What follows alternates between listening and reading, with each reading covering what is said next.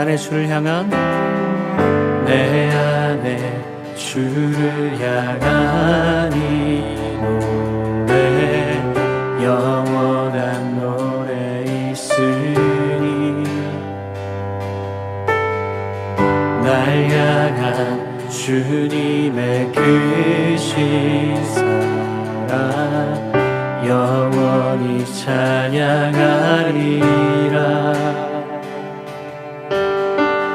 영원히 찬양하리라 아름다우신 오 놀라우신 영원할 수 없는 사랑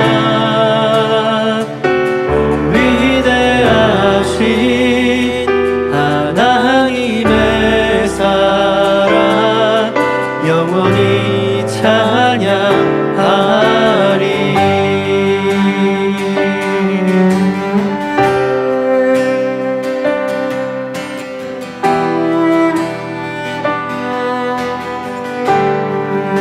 십자가 그 사랑 찬양하리 십자가 그 사랑 찬양하리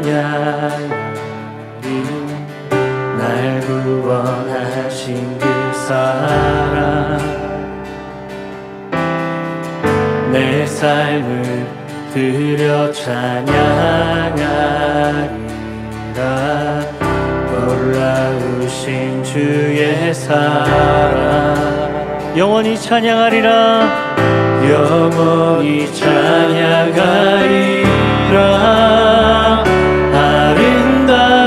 아름다우신 오 놀라우신 영원할 수 없는 사랑 오 위대하신 하나님의 사랑 영원히 찬양하리 주와 같은 분은 없네 주와 같은 분은 없네 이 세상 그 누구도 주와 같은 분은 없네 누구도 이길 수 없네 주와 같은 분은 없네 이 세상 그 누구도 주와 같은 분은 없네 누구도 비길 수 없네 아름다우신 오 놀라우신 영원할 수 없는 사랑 오 위대하신 하나님의 사랑 영원히 찬양하리 아름다우신 오 놀라우신 영원할 수 없는 사랑 오 위대하신 하나님의 사랑 영원히 찬양하리 내 영혼이 은총 입어 주 안 죄짐 얻고 보니 슬픔 많은 이 세상도 천국으로 와도 한 번 더 내 영혼이 은총 입어 주 안 죄짐 얻고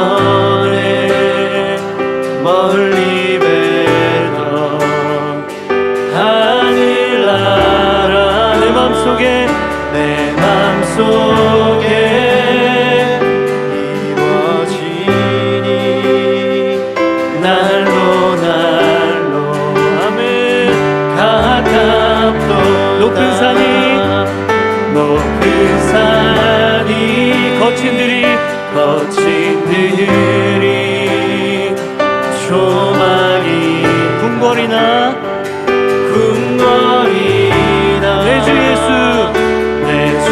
예수 모신 곳이 그 어디나 하늘나라 하늘나라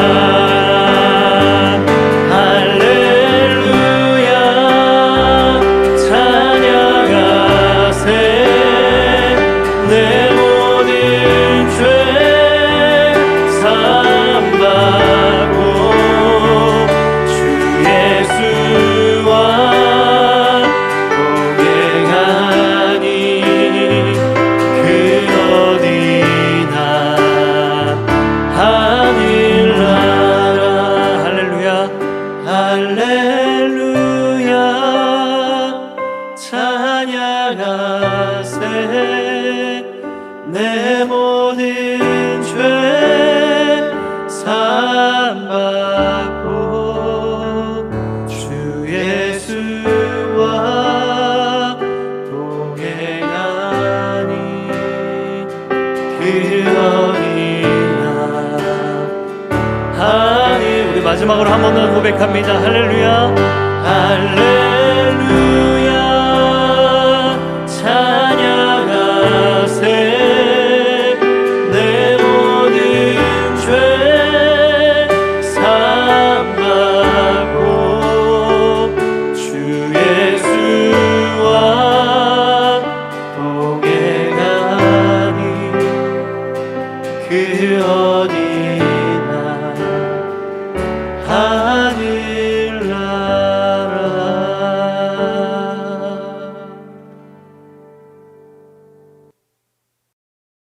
오늘도 6.19 온전함 기도회에 함께 하시는 한 분 한 분을 주님의 이름으로 축복합니다. 오늘 묵상할 본문은 누가복음 5장 27에서 39절입니다. 말씀을 봉독하겠습니다. 그 후에 예수께서 나가사 레위라 하는 세리가 세관에 앉아있는 것을 보시고 나를 따르라 하시니 그가 모든 것을 버리고 일어나 따르니라. 레위가 예수를 위하여 자기 집에서 큰 잔치를 하니 세리와 다른 사람이 많이 함께 앉아 있는지라.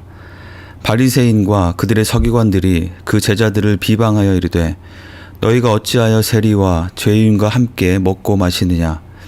예수께서 대답하여 이르시되 건강한 자에게는 의사가 쓸데없고 병든 자에게라야 쓸데있나니 내가 의인을 부르러 온 것이 아니요 죄인을 불러 회개시키러 왔노라. 그들이 예수께 말하되 요한의 제자는 자주 금식하며 기도하고 바리새인의 제자들도 또한 그리하되 당신의 제자들은 먹고 마시나이다. 예수께서 그들에게 이르시되 혼인집 손님들이 신랑과 함께 있을 때에 너희가 그 손님으로 금식하게 할 수 있느냐. 그러나 그날에 이르러 그들이 신랑을 빼앗기리니 그날에는 금식할 것이니라. 또 비유하여 이르시되 새 옷에서 한 조각을 찢어 낡은 옷에 붙이는 자가 없나니 만일 그렇게 하면 새 옷을 찢을 뿐이요 또 새 옷에서 찢은 조각이 낡은 것에 어울리지 아니하리라. 새 포도주를 낡은 가죽 부대에 넣는 자가 없나니 만일 그렇게 하면 새 포도주가 부대를 터뜨려 포도주가 쏟아지고 부대도 못 쓰게 되리라. 새 포도주는 새 부대에 넣어야 할 것이니라. 묵은 포도주를 마시고 새 것을 원하는 자가 없나니 이는 묵은 것이 좋다 함이니라. 아멘. 네, 누가복음 5장 앞부분에서 물고기 잡는 어부였던 베드로와 야고보와 요한을 제자로 부르셨던 예수님은 오늘 본문에서 세리였던 레위, 그의 다른 이름은 오늘 본문과 같은 내용이 있는 마태복음 9장 9절에 보면 마태로 되어 있습니다. 즉 세리였던 마태를 제자로 부르셨습니다. 이 레위라고도 불리웠던 마태는 일어나서 예수님을 따랐고 자신의 집에서 예수님을 위하여 큰 잔치를 열었습니다. 그 자리에는 예수님을 따르는 제자들과 또한 세리 마태의 다른 세리 친구들을 비롯한 많은 사람들이 함께 앉아서 음식을 나누며 잔치에 참여했습니다. 그런데 그때 바리새인과 서기관들이 예수님의 제자들을 비방했습니다. 너희는 어떻게 이런 세리와 죄인들과 함께 어울려서 먹고 마실 수 있느냐? 아마도 그 식사 자리에 있던 사람들 중에 대부분은 그 당시에 로마를 위해서 세금을 징수하는 일을 하는, 그래서 민족의 반역자로 경멸을 받던 세리들 뿐만 아니라 나머지 사람들도 흔히 생각하는 그 주류의 유대인들에게는 그리 환영받지 못하고 무시를 당하던, 그래서 자동적으로 죄인으로 취급받던 그런 사람들이었던 것으로 보입니다. 바리새인들이 예수님의 제자들에게 와서 어떻게 저런 사람들과 어울릴 수 있느냐, 너희도 똑같은 사람들인 것이냐, 너희가 따르는 선생을 정말 따라도 괜찮겠느냐 라면서 계속 비난하며 몰아세웠을 때 그 말을 들으신 예수님께서 그들에게 대답하셨습니다. 건강한 자에게는 의사가 쓸데없고 병든 자에게라야 쓸데있나니 내가 의인을 부르러 온 것이 아니요 죄인을 불러 회개시키러 왔노라.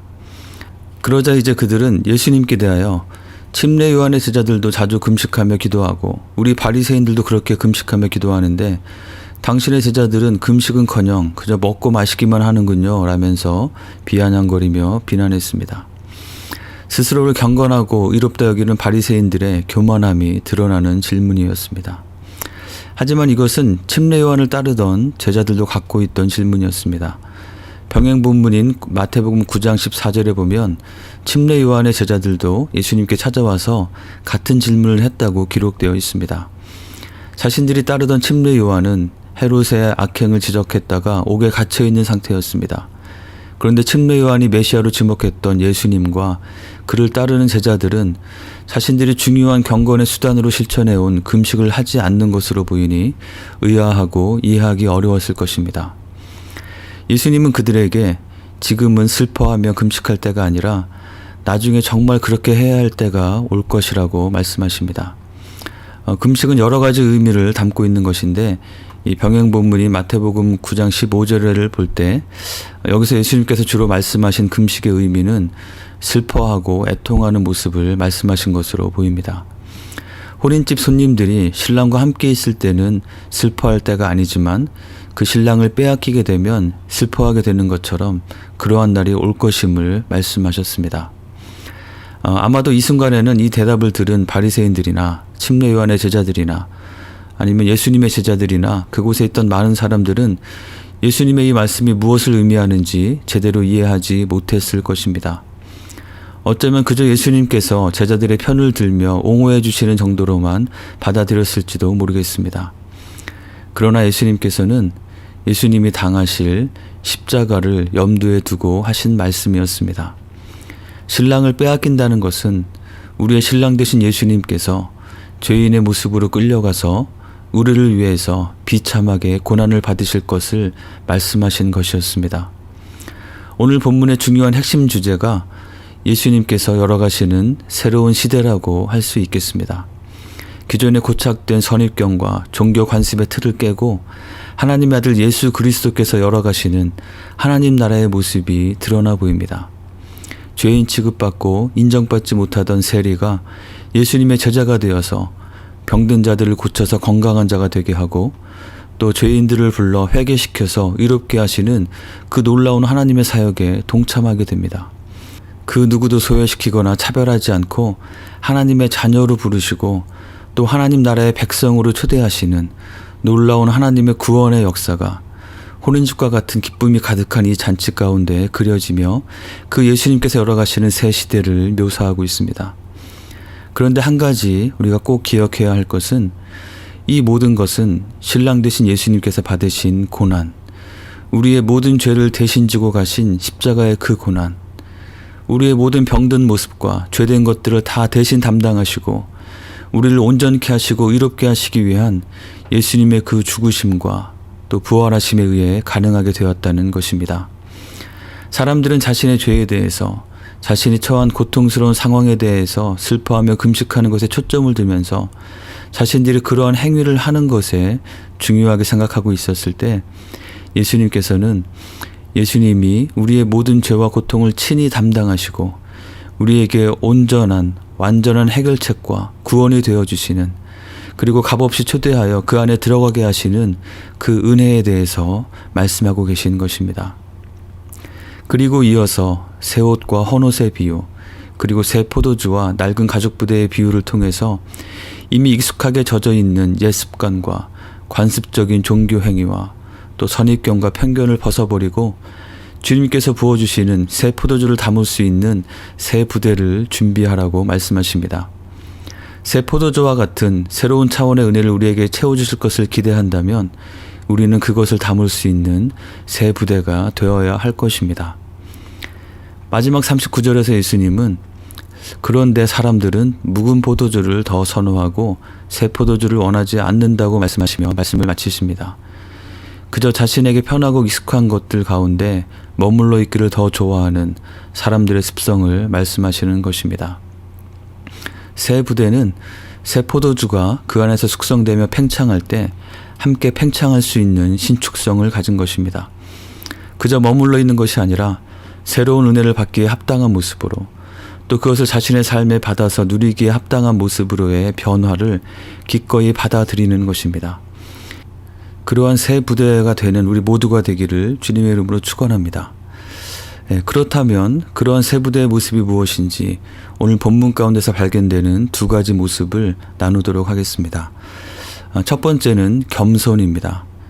여기에서 겸손은 단순히 자신을 낮추는 것을 말하는 것이 아니라 자신이 죄인임을, 의사가 필요한 병든 자임을 하나님 앞에 겸손히 인정하고 주님께 도움을 요청하는 것을 말합니다. 뒤에 누가복음 18장 9절에서 14절에 보면 예수님께서는 바리새인과 세리가 성전에서 기도하는 모습에 대한 비유를 말씀하십니다. 그 비유에서 바리새인의 기도는 오늘 본문에 나오는 바리새인의 말과 매우 유사합니다. 그 비유에서 바리새인은 나는 다른 사람들 곧 토색, 불의, 간음을 하는 자들과 같지 아니하고 이 세리와도 같지 아니함을 감사하나이다. 나는 일해에 2번씩 금식하고 또 소득의 11조를 드리나이다 라고 기도했습니다. 자신이 죄인들과 분리되어 일주일에 2번씩 금식도 하고 11조도 드리는 자신의 경건함, 의로움을 드러내는 감사라고 말하지만 실상은 자랑을 하고 있는 것이죠. 반면에 세리는 멀리 서서 감히 눈을 들어 하늘을 쳐다보지도 못하고 다만 가슴을 치며 이르되 하나님이여 불쌍히 여기소서 나는 죄인이로소이다 라고 기도했습니다. 예수님은 이 바리새인이 아니라 세리가 하나님께 의롭다 하심을 받았다고 말씀하셨습니다. 그리고 이 비유의 대상은 자기를 의롭다고 믿고 다른 사람을 멸시하는 자들에게 하신 말씀이라고 명시하셨습니다. 오늘 본문을 읽으면서 우리가 혼동하지 말아야 할 것은 예수님께서 31절에서 건강한 자에게는 의사가 쓸데없고 병든 자에게라야 쓸데있나니 내가 의인을 부르러 온 것이 아니요 죄인을 불러 회개시키러 왔노라 라고 말씀하셨을 때 여기에서 건강한 자, 의인은 바리새인과 서기관을 가리키고 병든 자, 죄인은 세리를 비롯한 다른 사람을 가리켜 말씀하신 것이 아니라는 것입니다. 바리새인과 서기관도 동일하게 영적인 관점에서 병든 자들이고 죄인인 것입니다.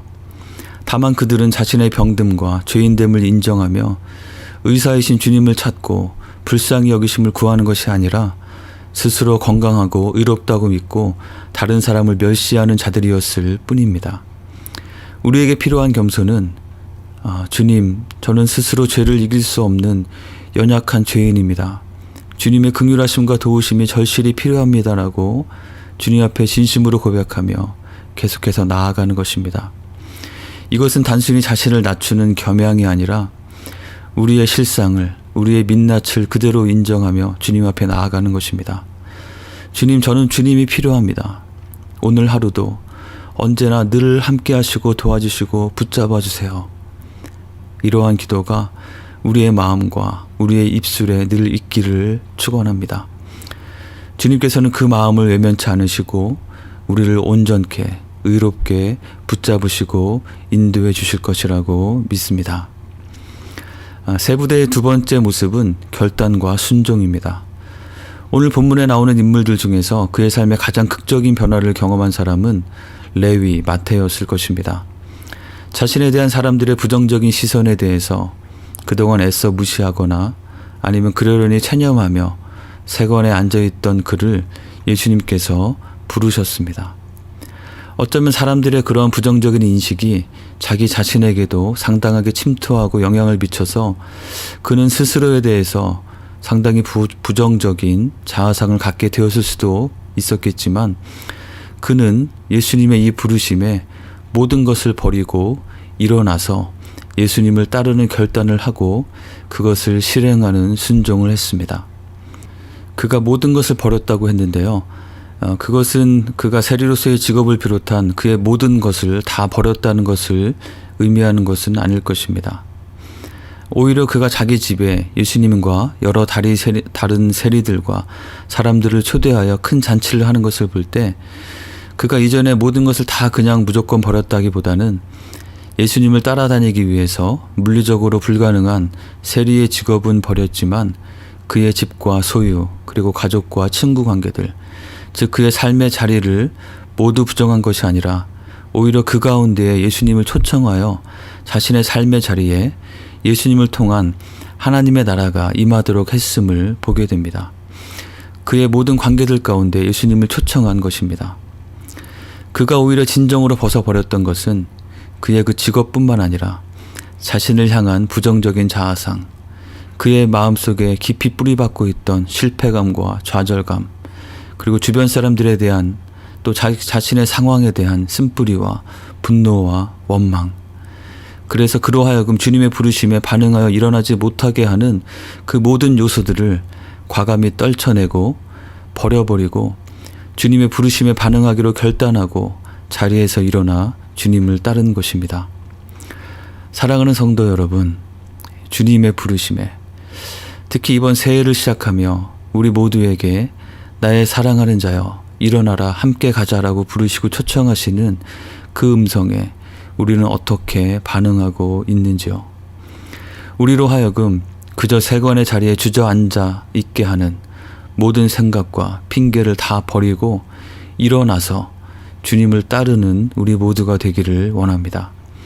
그렇게 새로운 마음으로 새 부대를 준비하며 나아갈 때 하나님께서는 분명히 새 포도주와 같은 놀라운 은혜를 더욱 풍성하게 부어주시고 우리의 삶을 참으로 귀하고 아름답게 인도해 주시리라 믿습니다. 그러한 삶을 살아가시는 한 분 한 분 되시기를 주님의 이름으로 간절히 축원합니다. 함께 기도하겠습니다. 오늘 말씀을 기억하면서 기도합시다.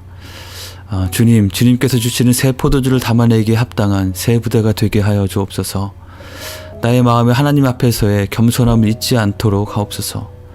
죄인된 우리에게 죄사함과 의로움을 덧입혀 주시는 주님께 감사의 기도를 드립시다. 그리고 주님, 저는 반드시 주님이 필요합니다. 연약한 저를 긍휼히 여기시고 오늘도 매 순간 동행하며 인도하여 주옵소서. 주님의 부르심에 즉각적으로 순종하길 원하며 결단합니다. 하나님 나라의 일꾼으로, 복음의 일꾼으로 부르신 부르심에 감사하며 성령님을 통해 제 마음에 감동하시고 말씀하시는 것에 믿음으로 반응하며 주저앉아 있지 않고 일어나서 주님과 함께 가는, 주님을 따르는 오늘 하루와 매일의 삶이 되도록 인도하옵소서. 이 시간 그렇게 간절히 함께 기도하겠습니다.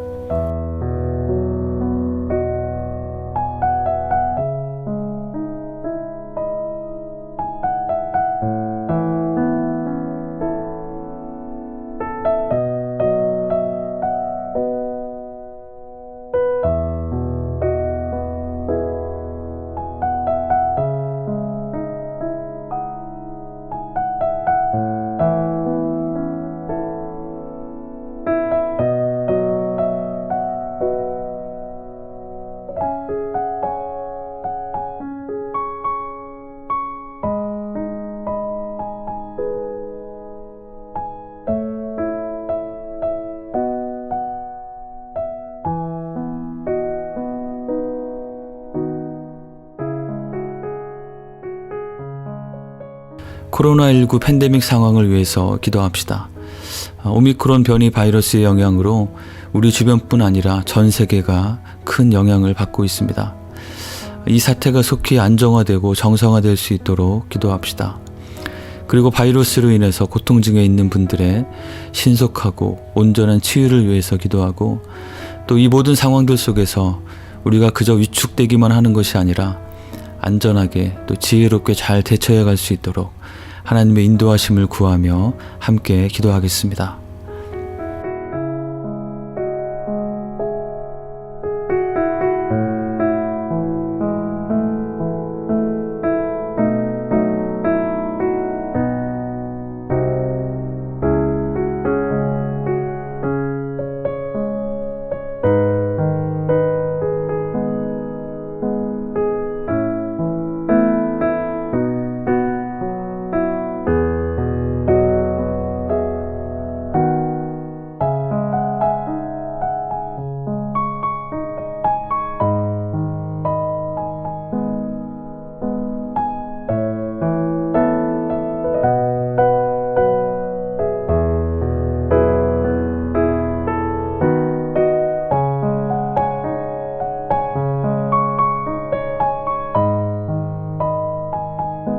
마지막으로 우리 교회 공동체를 위해서 기도합시다.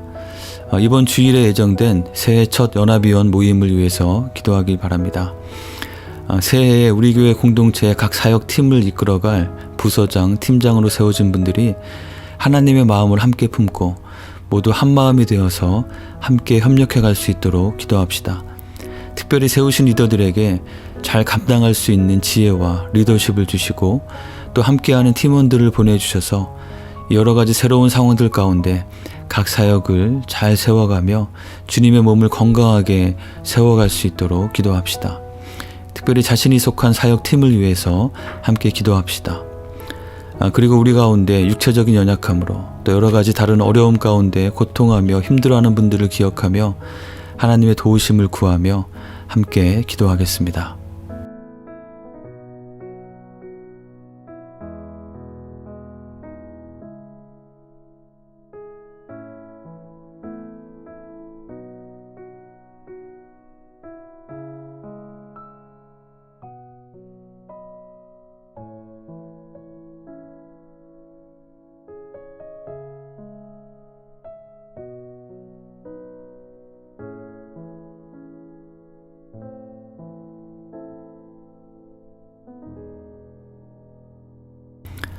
이 시간 주님 가르쳐 주신 기도를 함께 드리겠습니다. 하늘에 계신 우리 아버지여, 이름이 거룩히 여김을 받으시오며 나라가 임하시오며 뜻이 하늘에서 이루어진 것 같이 땅에서도 이루어지이다.